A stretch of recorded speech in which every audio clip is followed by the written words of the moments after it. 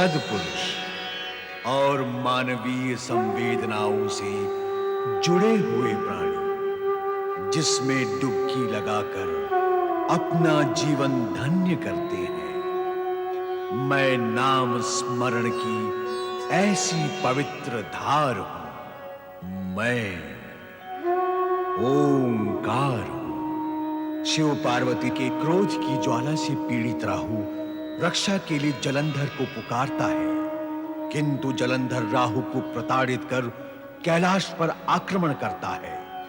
इंद्र बृहस्पति ये देखकर आश्चर्यचकित होते हैं। विष्णुलोक में लक्ष्मी चिंतित है कि कहीं शिव जलंधर को भस्म न कर दें। शिव पार्वती जलंधर की सेना को देखते हैं। पार्वती उत्तेजित होती है। कहीं देवी पार्वती, आपने मुझे किस कार्य व कारणवश स्मरण किया है? श्री हरि, दुष्ट जलंधर ने मुझ पर कुदृष्टि डालकर मेरे सतीत्व तेज को आहत किया है। अब तो उस दुष्ट का अंत होना ही चाहिए। पर कैसे? आप मुझसे पूछ रहे हैं कैसे? जो दुष्ट दूसरे की पत्नी की गरिमा नहीं समझता और उस पर कुदृष्टि डालता है, उसे जीवित रहने का कोई अधिकार नहीं। उस दुष्ट जलंधर ने कैलाश पर आक्रमण किया, मुझ पर कुदृष्टि डाली और मुझे सुंदरी कहा। जलंधर का उद्देश्य तो अपवित्र था, दृष्टि मलिन थी, मन में पाप था। हम तो जलंधर को समाप्त करना चाहते हैं। फिर उस असुर ने मेरे स्वामी पर प्रहार कर उनकी शक्ति को चुनौती दी है। क्यों? किस कारण से? क्या सोच रहे हैं श्री हरि? अब भी वो अधम यदि जीवित रहा तो जगत में उत्पात मचाता रहेगा।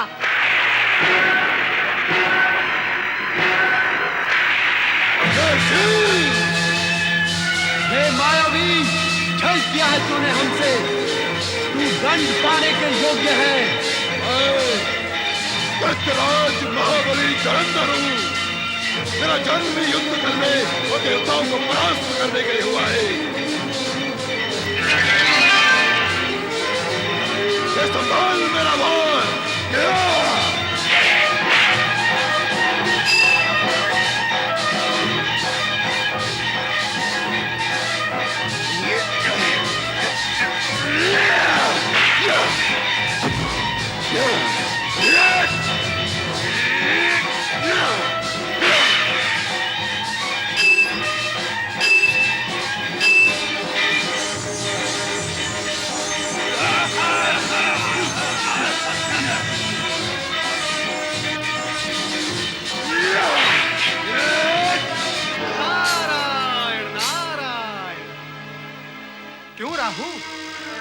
शीश झुका हुआ है। क्या लज्जित हो अपने दुष्कर्म से? लज्जित भी और दुखी भी। अरे ये तो शुभ लक्षण है। अहंकारी और दुष्कर्मी यदि अपने कर्मों पर लज्जित होने लगेंगे तो जगत में सर्वत्र शांति और सुख व्याप्त हो जाएगा। सत्कर्मों का ही बोलबाला होगा। नारद, तुम सदा जगत के सुख का राग ही क्यों अलापते रहते हो? इसलिए कि ये सर्वश्रेष्ठ राग है। इसी राग से इस सृष्टि का निर्माण हुआ है और इसी राग से ये सृष्टि संचालित होती है। जिसने भी ये राग जान लिया उसके लिए फिर कुछ जानना शेष नहीं रह जाता। तुम भी आलापो इस राग को राहु, तुम्हारा भी कल्याण ही कल्याण होगा। अपने ही कहते रहोगे या मेरे भी सुनोगे? नारायण नारायण, आज तुम्हारे पास भी सुनाने के लिए कुछ है। उत्तम, अति उत्तम। सदा तो सुनते ही रहते हो, आज सुनाओगे? सुनाओ, शीघ्र सुनाओ। तुम मुझसे लज्जा का कारण पूछ रहे थे ना? हाँ हाँ, वैसे अहंकार और दुर्भावना का आभास होते ही लज्जा आती है, किंतु तुम्हारे साथ क्या कारण है? क्या दैत्यराज जलंधर ने तुम्हें प्रताड़ा है? नाम ना लो उस दुष्ट का। वो दैत्य नहीं, दैत्यों का शत्रु है। यदि मुझे उसके दुष्टता का ज्ञान पहले होता तो कभी साथ न देता। उसका साथ देने के कारण ही मैं लज्जित हूँ। अभ्यास करो, अभ्यास करो लज्जित होने का और अपने अन्य असुर बंधुओं को भी अभ्यास कराओ। सबका कल्याण ही कल्याण होगा। परंतु इतना भी समझ लो कि भगवान भोलेनाथ के हाथों ही जलंधर का वध होगा।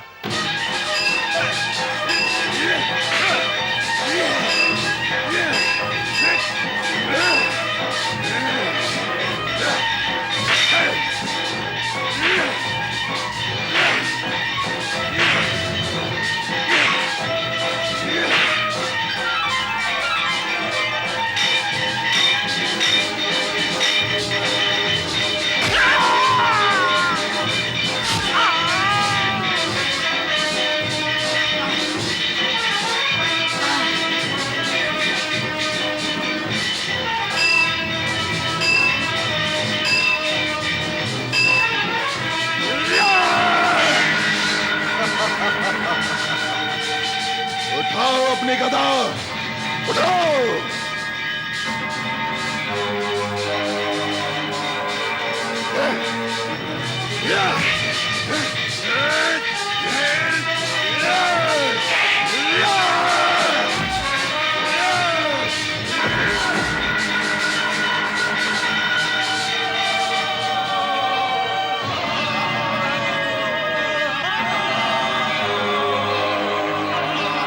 दैत्यराज जलंधर, जलंधर, महेश्वर शिव शंकर से युद्ध करके अपने सर्वनाश का आयोजन मत कर। अब भी समय है, कुछ बिगड़ा नहीं। भोलेनाथ बड़े दयालु हैं। युद्ध रोककर इनसे क्षमा मांग, ये अवश्य तुझे क्षमा कर देंगे। अरे गुरु, कैसे गुरु हो तुम? कभी इस ओर तो कभी उस ओर। अरे बार बार दल बदलोगे तो तुम्हें गुरु कौन मानेगा? अरे निर्बुद्धे, समय की पदचाप सुन, काल के मंद पगों की आहट सुन, जो धीरे धीरे तुम्हारी ओर बढ़ रहे हैं। समय रहते संभल जा, फिर अवसर नहीं मिलेगा। युद्ध भूमि से भाग जाने वाले अवसरवादी दैत्य गुरु, मैं तुम्हारी भांति अवसरवादी नहीं हूं। सामने दुर्बल देखा तो डट गए और बलवान देखा तो हट गए। छे! मुझे उपदेश देने का अधिकार अब तुम खो चुके हो। पर तू तो अपने प्राण ही खो देगा इस युद्ध में। क्यों मेरे क्रोध को भड़का रहे हो? यदि यह क्रोध की ज्वाला भड़क उठी तो कोई भी मंत्र शक्ति तुम्हारी रक्षा नहीं कर सकेगी। हाँ, मेरे प्राणों की चिंता छोड़कर तुम अपने प्राणों की रक्षा करो दैत्य गुरु। जाओ, चले जाओ यहां से, जाओ। ऋषि,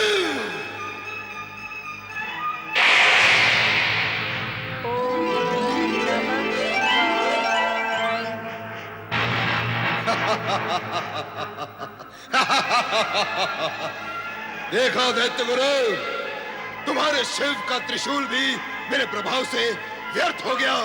हाँ, तुम्हारी बुद्धि भ्रष्ट हो गई है जलंधर, इसलिए तुम नहीं समझ पाओगे कि त्रिशूल का इस भांति असफल होना शिव की लीला है। परम ज्ञानी ध्यानी नहीं समझ सके शिव की लीला को, तो तुम जैसा पापी क्या समझेगा? सत्य तो यह है कि काल तुम्हारे सिर पर मंडरा रहा है और अब तुम पर आकर बैठेगा अवश्य।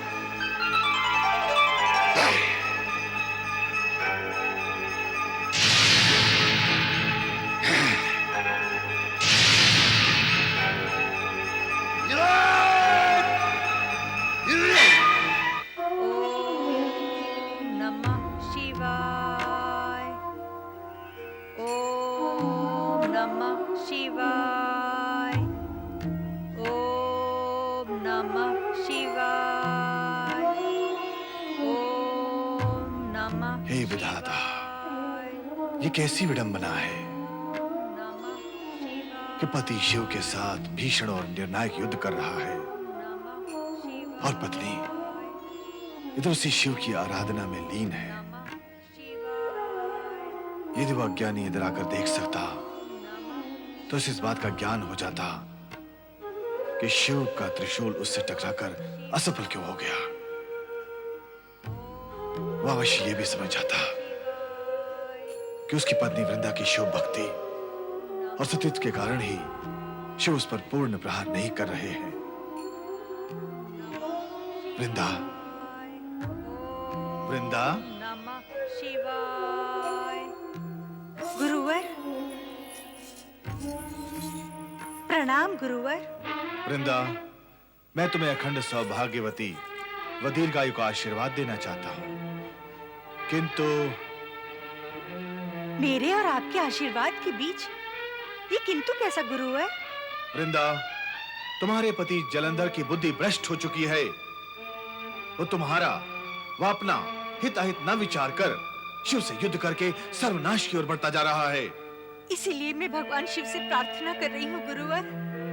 वृंदा, तुम्हारी भक्ति, प्रार्थना और सतीत्व से जलंधर के पाप की मात्रा अधिक हो गई है, इसलिए तुम्हारा सद प्रयत्न भी व्यर्थ ही होगा।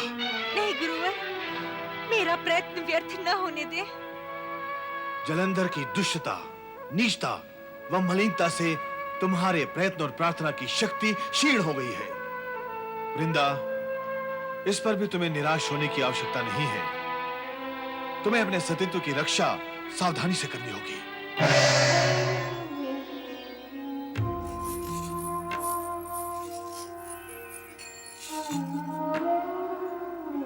ओम नमः शिवाय। ओम नमः शिवाय। श्रीमन्नारायण नारायण नारायण। नारद, तुम इस समय यहाँ? परमपिता, मुझे कहाँ होना चाहिए था? अरे, ब्रह्म लीला, प्रभु लीला और शिव लीला का प्रचार प्रसार करते हो, और जब इस समय शिव लीला अपनी चरम सीमा पर है, तो तुम्हें भी वही होना चाहिए था। वही लीला देखकर तो यहाँ आ रहा हूँ परमपिता, और यहाँ इसलिए आया हूँ कि आपसे ये जान सकूं कि शिव जलंधर युद्ध का अंतिम परिणाम क्या होगा। नारद, तुम अनेक बार ऐसी भूल कर चुके हो। भूल? कैसी भूल परमपिता?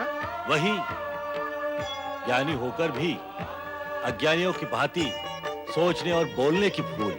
ऐसा मैंने क्या कहा परमपिता? प्रश्न मुझसे क्यों? स्वयं से पूछो। पूछो अपने मन से कि यदि शेर और हिरण टकराएंगे तो धराशायी कौन होगा? पर्वत और पेड़ का सामना होगा तो उसकी परिणति क्या होगी?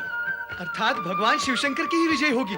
नारद, तुम्हारा सोचना और प्रश्न दोनों निराधार थे। भला शिवशंकर के सम्मुख असुर कितने समय तक टिक सकता है?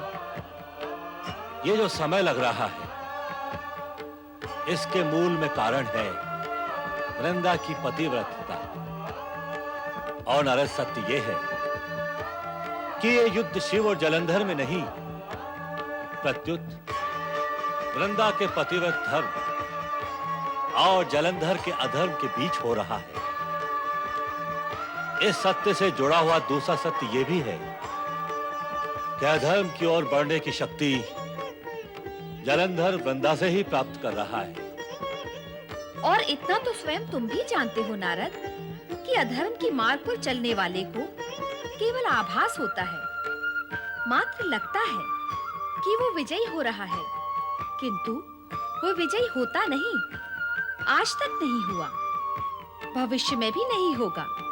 कारण कि विधाता ने सृष्टि के आरंभ में ही प्रकृति के नियमों के अनुसार अधर्मी के विपक्ष में निर्णय लेकर और उसके भाग्य में सदा सदा के लिए पराजय लिखकर उस लेखनी को तोड़ ही डाला था। माता, मेरा समाधान हो गया। परमपिता, मुझे मेरे प्रश्न का उत्तर मिल गया। नारायण नारायण।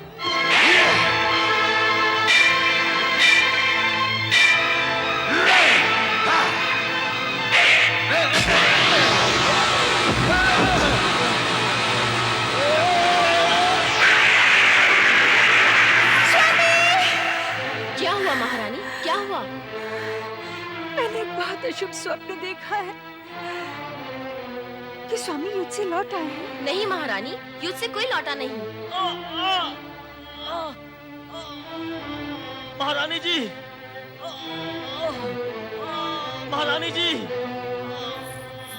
महारानी जी, महारानी जी। सेनापति, सेनापति ये क्या? स्थिति हमारे प्रतिकूल है महारानी जी। असुर सेना शिवगढ़ द्वारा समाप्त हो चुकी है। और स्वामी? उनका कुछ पता नहीं है। पता नहीं है? क्या क्या तुमने उन्हें शिव शंकर के साथ युद्ध करते हुए नहीं देखा? देखा था, किंतु युद्ध करते करते अचानक वे अदृश्य हो गए। हो सकता है शिव ने अपनी माया से उन्हें समाप्त कर दिया हो।